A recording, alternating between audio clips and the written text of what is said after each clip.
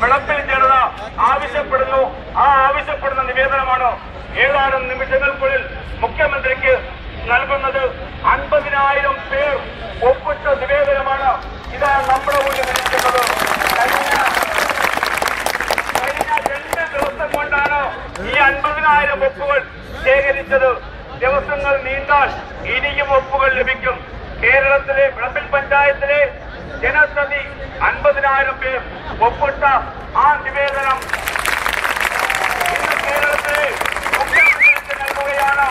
ഇതിന്റെ ഈ സമരസമിതിയുടെ പ്രതിനിധികൾ ഇന്ന് മുഖ്യമന്ത്രിക്ക് നൽകുന്നു.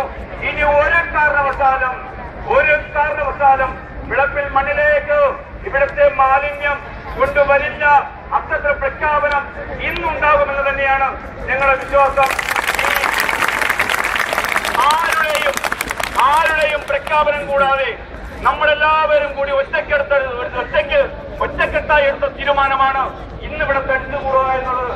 അത്തരത്തിൽ നിങ്ങൾ സ്വയമേവ ഇവിടെ എത്തിച്ചേർന്ന മുഴുവൻ വിളപ്പിൽ നിവാസികൾക്കും ജനകീയ സമിതിയുടെ സമീപ പ്രദേശത്തിലെ നിവാസികൾക്കും ജനകീയ സമിതി